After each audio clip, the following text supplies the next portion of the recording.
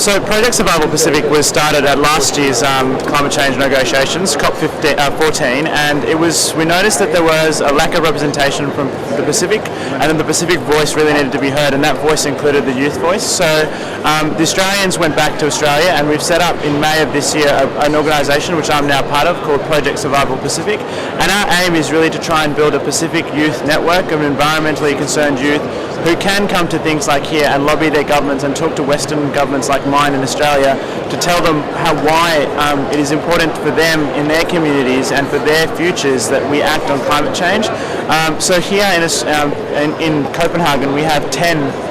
Pacific youth, one from Fiji, two from Fiji, and several from every other major country around. And what they're trying to do is meet with their governments, meet with other governments. They met with Penny Wong yesterday to lobby her on behalf of the Pacific, but also try and get into the media and get the Pacific voice out, because we find that youth from the Western world, places like Australia and New Zealand, have these opportunities to come and talk to their leaders, but the voices of the Pacific isn't there. And so next phase of our project is to go back home, is to send the delegates that were here and try and go and support them in building those organisations that we have in Australia for environments back home.